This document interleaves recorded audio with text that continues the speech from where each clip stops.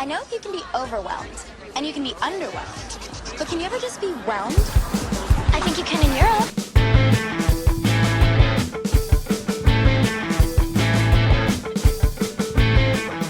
All right, welcome to the Whelmed podcast, brought to you by the 3 Bs in a pod. Before we go any further, we would like to acknowledge that the land that we meet on today is the traditional lands for the Kaurna people and that we respect their spiritual relationship with their country. We also acknowledge the Kaurna people as the custodians of the Adelaide region and that their cultural and heritage beliefs are still as important to the living Kaurna people today. This is episode 7, so thank you for tuning in. Now, Bhavya, how are you feeling today? I'm feeling pretty overwhelmed.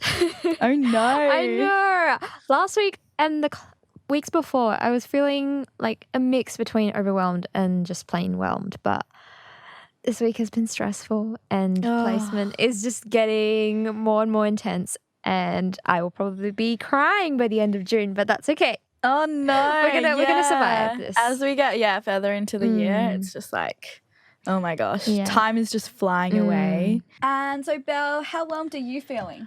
I'm feeling pretty whelmed. I had quite a bit of work to do today, but I've been pretty productive and gotten through it all.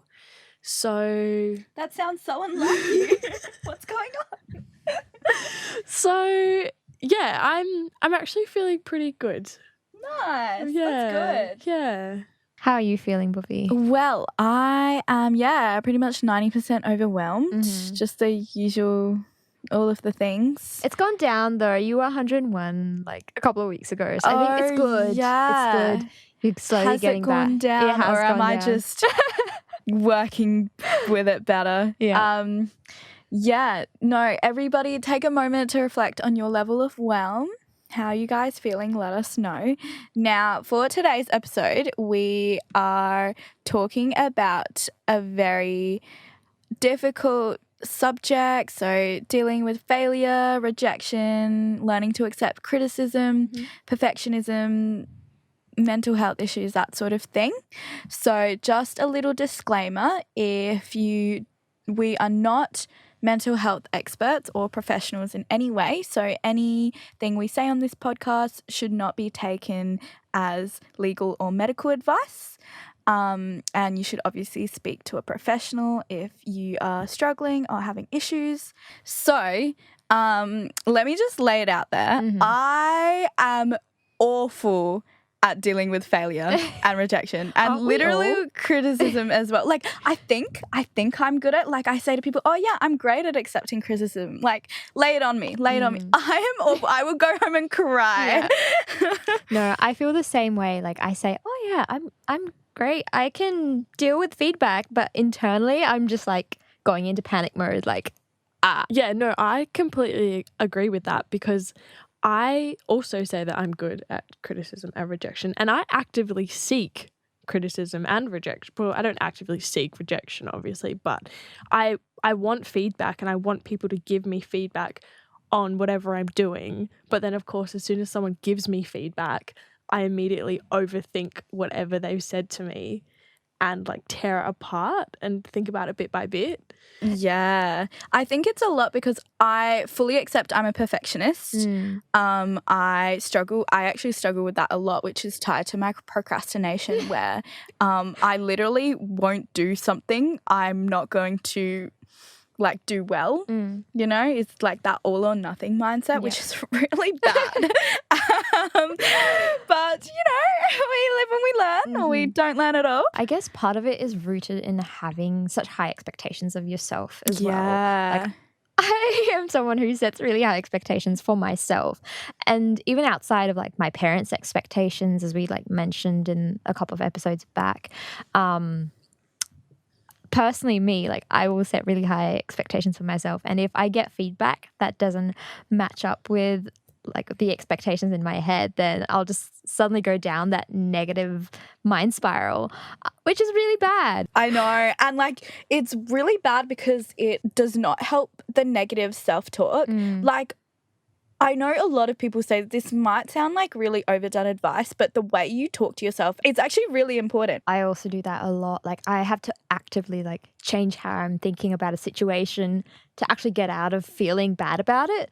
Like I used to just go down a really bad spiral. Like anytime something went wrong, like I just think about it and overthink about it. And now I'm like, wait, I should probably stop and count to 10 or something. Like just take a break from it, do something different, and then try and reshape how I feel about that situation. It works sometimes and sometimes it doesn't, and I just go back to that negative mindset. It's such a long process. There's Yeah. no like finish line. With my perfectionist tendencies, I feel like that's obviously a lot of it is attributed to my childhood and just I've like grown into that shell. And I'm very comfortable living in my little comfortable boundaries and never trying anything that I won't succeed at immediately. Yeah. No, but I definitely try. Well, lately I've tried to. Break out of that. Yeah, I'm bubble trying that to you put have? myself in more situations where like I will hear a no and then you just have to kind of like live with it. Yeah. And what I mean by that is not specifically no, but just dealing with failure. So I go bouldering. And I am not suited to bouldering whatsoever. I don't like try to be suited to it. I don't do any like gymming or any other active sports or like physically not going to do great. And then mentally I'm hugely terrified of heights Yeah. and falling. So bouldering is like not for me, I guess. But I love doing it. And the one thing I've learned for so well is that you are going to fail. You're going to fall down. There's no way you're going to reach to the top of that. And that's okay. You like just do it. Just fall down and then get back up again. Yeah. And I guess like even for me, I have also gone bouldering. Yeah, we went together. It's very fun. If you haven't tried it, you should.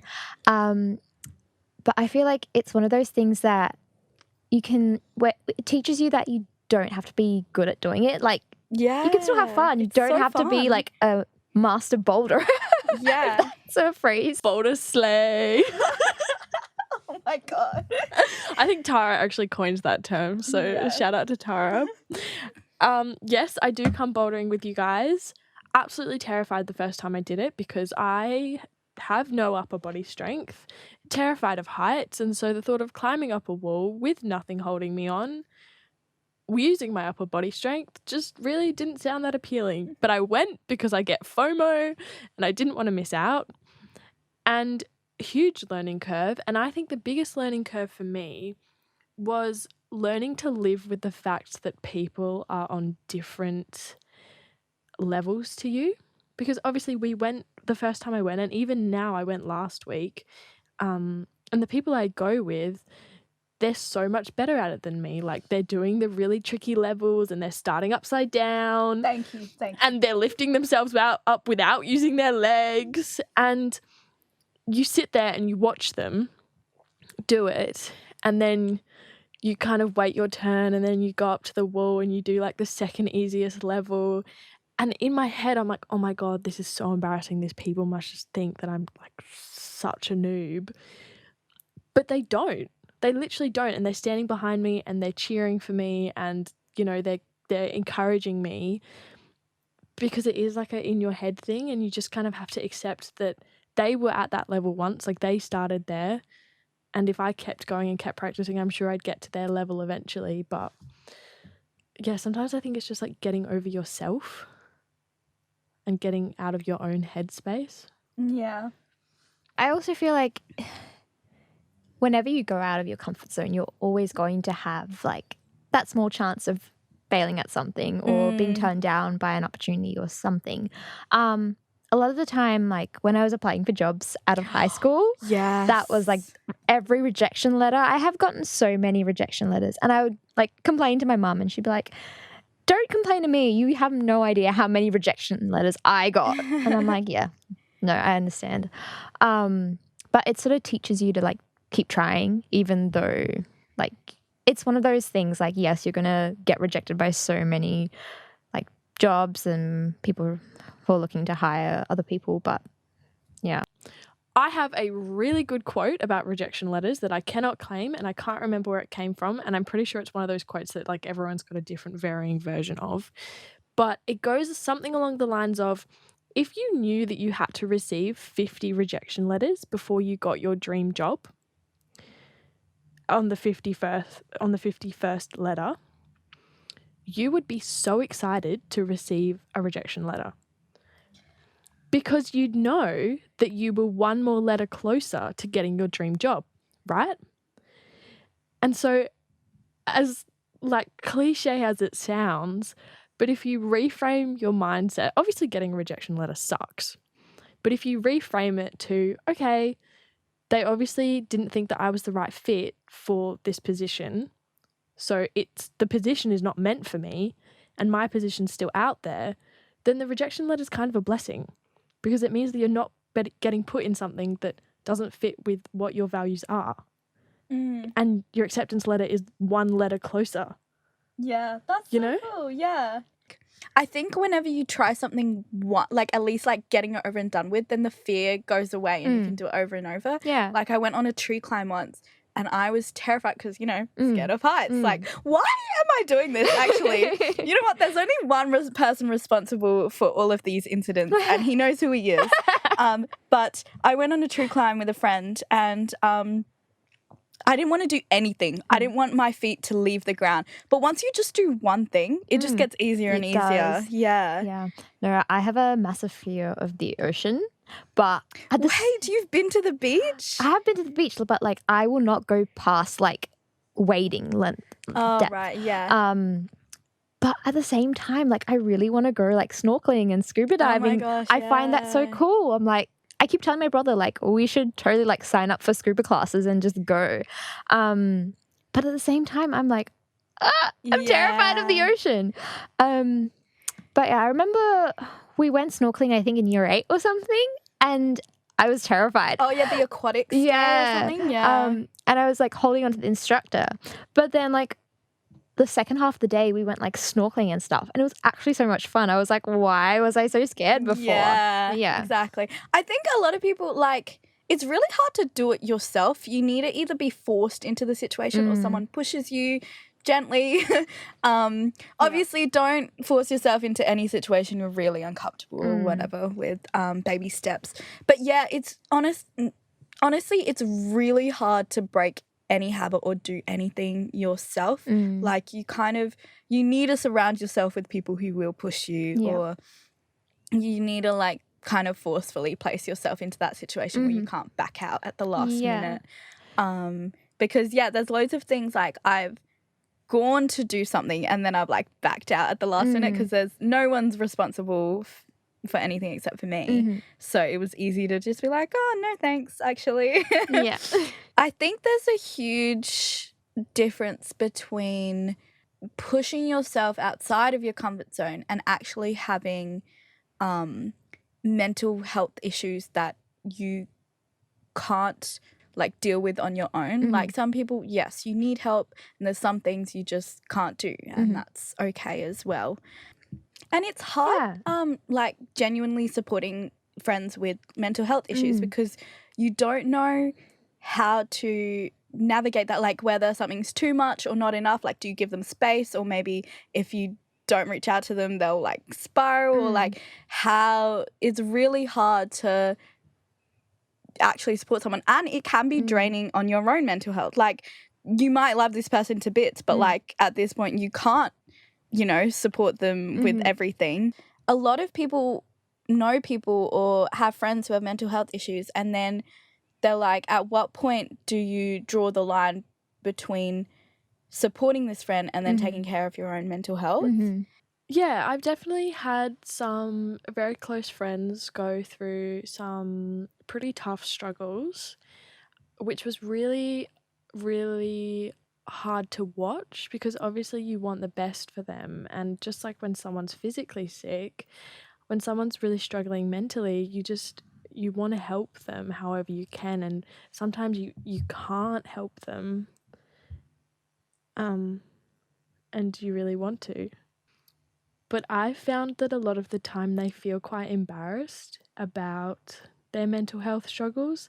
It's getting a lot better, especially with broadening awareness on social media and in society and things like that. But sometimes you do really just need to be like, hey, look, I love you for who you are, regardless of your struggles. And it's not embarrassing to say that you need help, and just reassure them that way. Because it's all very well and good to be like, hey, I'm here for you. But in their head, they're probably going, oh my God, like, I don't want to be a burden. no, yeah. They're worried about you, which is making their mental health worse. And then you're worried about them, which is making your mental health worse. And it's just this awful cycle thing. And sometimes all you need to do is just be like, hey, look, you go, like, I can't do anything to help you right now. And you don't want to be around me right now. That's so fine. Go away. Get the help you need for your struggles. And when you're ready to talk about it, I'll be right here. Like, you don't always have to be right next to the person with the mental health struggles helping them. Sometimes you can just be like, that's okay. You don't take a break from me, take a break from the world, get the help you need, and come back to me when you're ready. And I'll still love you the same as I did before. Like, nothing has changed. If anyone is struggling to do that or don't know where to start, first thing first, just go to your GP and just be like, look, I'm really struggling mentally, or explain any of the symptoms you might have, and just be like, I really want to start a mental health access care plan, or they'll call it like a team care plan or something like that. All you really need is a referral from your GP. You might have research psychologists or therapists or psychiatrists and have one you specifically want, or they'll be able to just send you off to one. And there are organizations that have services, like free services for youth or students and stuff like that. So go do that. Definitely, yes. I feel like I've never had to go to therapy, but I think it definitely is something that is good for you. Like, just to talk to someone who is, I guess, disconnected from your personal life, who you can just like talk to about what's going on. Do you think you want to? I don't know at this point. I feel like I'm alright. You're like A-okay. You're like, I am great. But yeah, I also feel like the person I talk to a lot about like serious issues is my mum. And like that's really good. Yeah, she and I kind of like this connected channel of thoughts. Like, if one of us is having a bad day, then we'll talk to the other about it. It is important, like, regardless of who you're talking to, whether that is a therapist or a family member or a friend, like, just talking to somebody is better than bottling everything up and keeping it inside yourself. That is so true. Because I feel like I do have a lot of thoughts going on in my head, and sometimes I'm just like, I need to tell mum about this, or I need to tell my brother about this or something. I'm lucky that I have a family that's really close, and like we tell each other everything. Like, we all know what's going on in our lives. Yeah, I also talk to my mum, and I think we were talking about this on one of the earlier episodes, maybe the second episode. I was talking about how it's been really nice becoming an adult and changing from a parent-child relationship with my parents to more of like a friendship relationship. And I think that that's been really, really helpful with mental health and things like that, because, yeah, mum and I just call and have debriefs about how we're going, how our days are going. Dad's always there in the background. He like chimes in, but mum and I, yeah, good car therapy sessions. I don't know if this is a thing for anyone else, but my family is a big fan of having car therapy sessions. I'm not sure what it is about the car. I think it's just because it's an enclosed space that you feel comfortable in. But everything always comes out in the car. Like, I'll be on the phone to my mum sitting in my car. Mum will be on the phone sitting in her car. Obviously, we're parked. We're not, like, driving around. I was like, is that legal? No. No, we just parked on the phone to each other. So I think what a lot of people don't realize is that physical health is actually tied to your mental health. Oh my God, yes, that's so true. So I, like a lot of people I know, am low in iron. You are a basic girl. Yes. We're all low in iron. Yes. But without going into details, like, I was wondering last year why I was feeling so moody. And I was just like, going to uni, going to work and coming home and just feeling so exhausted. And that really affected how I was thinking about things. And now that I've like gone to see my GP and like everything's been fixed, over the past couple of months, I've been feeling a lot better mentally compared to how I was feeling last year. So I definitely do think there is a link between, don't quote me on this, and somebody go and check what I'm saying, but definitely like vitamins, irons, or like the basic things that your body needs to function. There's definitely a link. Yeah, your body and mind is definitely connected. And I know like genuinely there is research on gut health and how it affects your brains and how you think and stuff. Yeah. And you know that like age-old quote where it's like, you are what you eat? That is like literally true. It is actually like true. what you put in your body does affect your hormones or biochemistry, all of that, and that affects your brain and obviously and literally colours everything. So yeah, good diet, fitness, that sleep, that sort of thing. Yeah. And a lot of the time as well, when you are feeling frustrated, moody, isolating yourself, all of that, I found personally when I literally just leave my room and take like a walk or just, I don't know, see something green, go out in nature, touch the grass, like instantly so much better. Nature definitely has its way of like making you feel better, and it's really frustrating. Maybe it's just the oxygen. Maybe I just need more oxygen in my brain. But But like it's really frustrating that people are chopping down trees when trees are. We need more trees to make us feel better. Honestly, sometimes all I need is to walk outside and get a little bit of sunshine on my face. I have found that as soon as I step outside the door of my house, things get like 10 times better. It's actually wild. Or when I have a nap or when I eat something. I have another quote. If you think everyone hates you, you probably need to sleep. And if you think you hate everyone, you probably need to eat. Facts. Amen. Yeah. Or do some yoga. You've just reached the midpoint of our really amazing episode, and if you've been tuning out, what are you doing?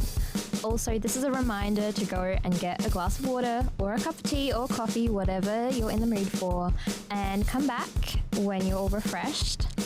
But anyway, back to the episode. Now we've invited two very studious psych students to share their wealth of knowledge. My amazing friends Nick and Babs have kindly agreed to be on the show. Say hi. Hello. Hello. And would you mind introducing yourselves? Hello, everyone. My name's Nick. I'm sort of a third-year psychology student, but it's been a long and fraught journey to get there, and I've been at uni for definitely more than 3 years. I'm Babs, and I've just started uni this semester, so quite the opposite of Nick. All right, we've got a wide range of experience. Do you guys feel overwhelmed today, underwhelmed, or just the perfect level of whelm? I think I feel just constantly now, I feel a little bit overwhelmed. It's just kind of like this state that doesn't really go away at this point. Yeah, but I think today I'm a little bit more chill. What about you, Nick? I would say I'm whelmed. I had a cup of tea this morning. Life's good. Everything's so easy. Everything's so easy. What were you telling me before about missing your tram? And We did both miss our trams this morning, and then B almost locked us out of the recording area because she left her key card in there. So it's the perfect level of whelm. It's chill vibes only here today. All right, so let's just dive right in. Do you feel like you take criticism well? Sometimes. Depends on the situation. I think I tend to take it a little bit personally almost. Yeah, I tend to just take it like, oh, so I'm not doing this well. Like something is inherently wrong with me, you know? Yeah. Don't know where that comes from, but I don't know if that happens to everyone either, but Oh no, definitely so. that's the fun fact about me. Take everything really personally. Yeah, basically. Like, oh, so you're mad at me. So you hate me is what you're saying. Because that's what I hear. Yeah. And in terms of like rejection, failure, how do you deal with that, or have you experienced that and had to work through it? I would say I certainly have. My fraught journey through university started with 1 year of health and medical science, and then I realized I didn't want to do that. And then I started doing my psych degree, and then COVID happened, and I failed all of my subjects. And then I had a full panic. I was like, well, now I can't do uni, obviously. I'm just incapable of it now. So I guess I'm going to have to figure out something else to do with my life. But I think that it's sort of been a weirdly good lesson to experience the complete destruction of my confidence in my ability to do university, because I've built it back up again slowly but surely, and it does feel more solid now. I think I was also quite naive at the start of studying and before COVID happened. If I had my time over again, I might do it a little bit differently, but I'm not so mad that it all happened the way it did. Yeah, no, fair. And now then, if you deal with like failure or even rejection, say you applied for a job at somewhere and you got rejected, do you think you have a stronger self-worth to deal with that, or are you still like, oh my god? Oh god. Well, it's good to mope a little bit, but I think I've gotten quite good at separating failures from myself, because if nothing else, it doesn't really help to feel it so strongly in yourself when things go wrong. But it's certainly easy to do. Yeah. I think that's definitely something that I need to learn as well, and I'm sure I'll learn it in my own way. I just am used to being very, very hard on myself when it comes to school. It comes from even high school and stuff like that, and I realized that I still have that now in uni. I had a quiz the other day and I got a 17 out of 20, and I was like, why didn't I get a 20 out of 20? And I was so mad, and I was like, this is not a bad grade. Chill, you know? Yeah, just high standards for yourself. Absolutely, yeah. The gifted child syndrome. Yeah, look, probably. I wouldn't know. I'm gonna say. I don't go to class. I don't know. Well, yeah, we definitely do talk about that kind of thing. Although, yeah, the degree that we're both doing, Bachelor of Psychological Science, is more, a lot of it is kind of research based. Yeah, it feels very practical. Yeah, it's very, almost. yeah. Do I mean the opposite? The other one. Yeah, the opposite. Whatever's the opposite of practical. Yeah, there you go. Yeah.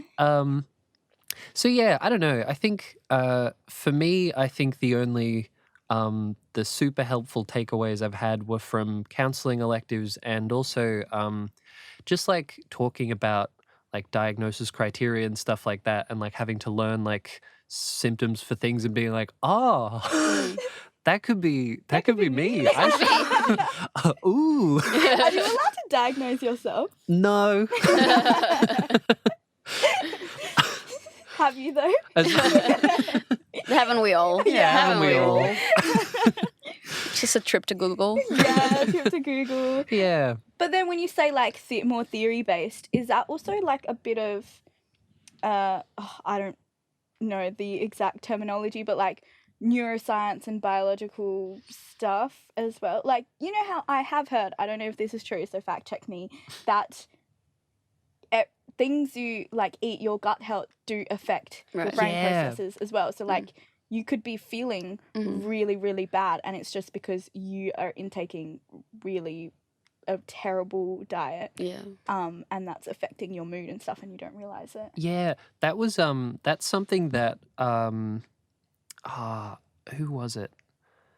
That's been like said in different cultures for a really long time. That's been like a super established, like obvious thing in some cultures.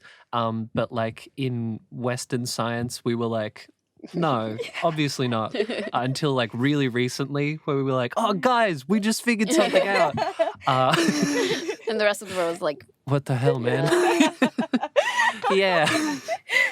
So I find it really hard to... she's going to trauma them. Yeah. Get ready, guys.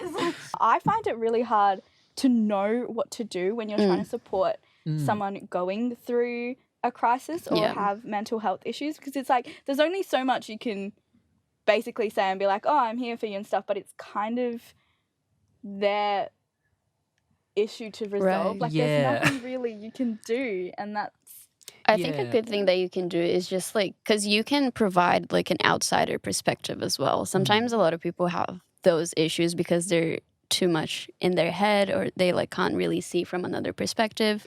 Just you being an outsider, I think it's already like a good point that you can make almost. Yeah, objective third party. Yeah. And also just listening to people is like that's kind of the basis for a lot of like different types of therapy. Just like acknowledging someone's trials and tribulations, whatever they're going through, without like sometimes without trying to provide like advice, so that they just have an outlet to say what's happening to them and kind of get their own thoughts straight. Sometimes I think it really feels like you're not doing anything when you do that, but it is really helpful on the other side. Yeah, even when I was going to therapy, I remember even when just like my therapist was like, oh, that must have been really hard for you. I was like, thank you. I feel validated, you know? Even the validation is just good. Yeah. But, you know, I'm desperate for validation. And that's allowed. That's okay. Yeah. Yeah, I also find it a little bit hard to maintain the balance between supporting someone and then taking care of my own mental health. I think it's really important to just set boundaries. And I know like this is very like therapy talk that people haven't, you know, into lately, but I do think it's important. I like obviously you want to be there for your friends and stuff, but you also have to be like, hey, like you said, I don't have the mental energy to go through this right now because I'm dealing with my own stuff. And I think that's okay. And if your friend really cares about you, they'll understand, you know? Yeah. I think you need like the sort of in order to be, effectively there for someone, you do sort of need a good foundation of like self-confidence and self-worth that you kind of have to like work on. That is like a big part of like counseling and social work, all that kind of thing is like a huge part of the job is just like making sure that you're looking after yourself, talking to other counselors, and making sure that you're not like becoming too like jaded, all that kind of thing. Because it's like, I don't know, that's I think back to like the high school, like the one who does all the advice stuff. I think that is sort of a bad trap to fall into sometimes, because it's a little bit, it can be kind of self-sabotaging, that like image of like, oh well, no one asked me how I am, but I ask everyone else because I'm just a very nice person. I think it's a bit of a recipe for disaster if you don't genuinely take the time to look after yourself first. No, that's so true. In terms of like dealing with mental health issues and stuff, do you think speaking to a therapist or psychologist is a good idea? I think it's different for everyone. You know, what works for me might not work for other people. Like I mentioned, I've been to therapy before. And for me, it was very helpful. It was just talk therapy. And I feel like I'm the type of person that needs to express what they're feeling to feel better. So that works for me. You know, she also gave me some tools of like, this is what you do so you don't self-sabotage, you know? Like almost like a plan for when you're feeling like, oh, these feelings are arising, I might self-sabotage. But then you have a plan to go back to and be like, okay, I can like breathe and like everything is okay. So yeah, it's been very helpful for me. But like I said, what works for me might not work for other people. But there are also many different types of therapy that you can try if talk therapy doesn't work for you. I know some different types of therapy. Yeah. There's CBT, which is like one of the real mainstream ones. So for Which people I- who don't know what that means, It's what I said as Oh, talk it's talk therapy. therapy. Yeah, Yeah. cognitive behavioral therapy. I'm also I saw the uni counselor recently, and she enrolled me in like a fun little like self talk therapy / mindfulness like course thing. That's been so cool. It's been so handy.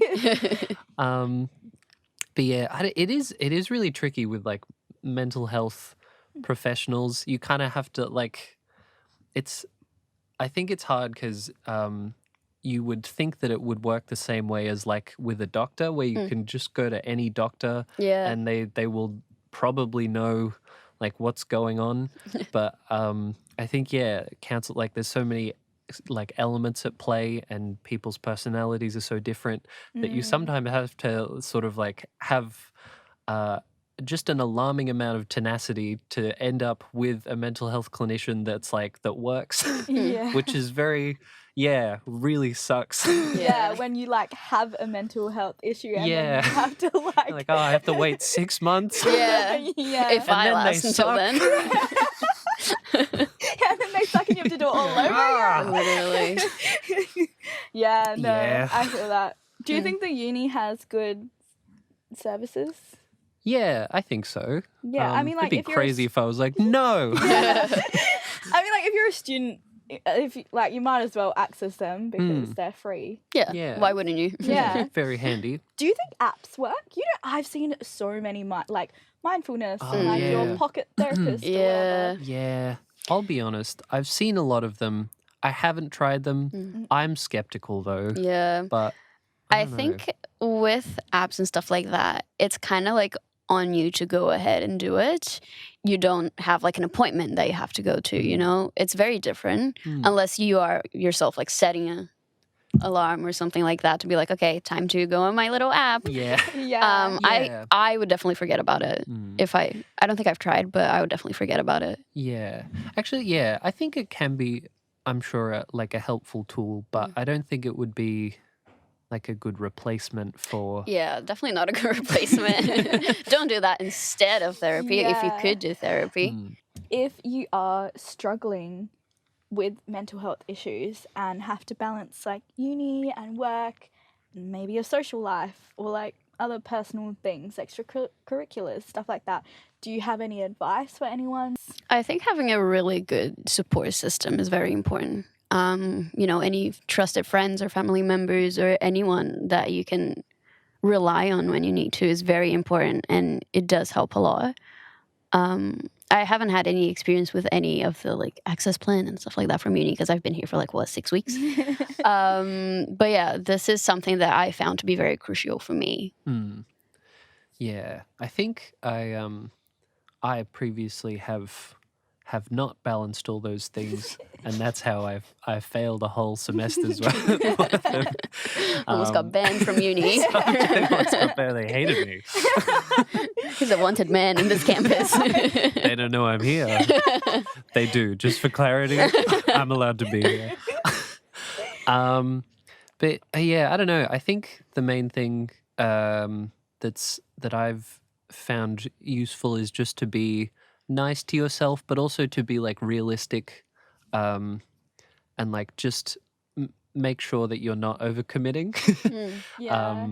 If you're feeling overwhelmed, Hey, sometimes overwhelmed. oh my god, if you're not just whelmed, it can be really. Sometimes if you just try and push through, it doesn't work, and you fail a lot of subjects. You need to know your limits. Yeah. It's Yeah. very important to know your limits. That's fair. Make a timetable. Yep. And if that doesn't work, make another timetable. Make another timetable, which is, for the failed timetable. I think that's all we've got time for. Thank you so much, Babs and Nick, for coming in and speaking to us. Thank you for Thank letting you us for talk. having us. You're welcome. You're invited back anytime. Hell yes. For real? No, I'm just lying to you. Nick What and the I are just hell? going to start a new I'm gonna start a podcast. podcast. You guys can listen to that one instead of this one. As always, thanks for tuning in and check out our socials and stay whelmed. And follow Babs on Instagram. And follow Babs on Instagram.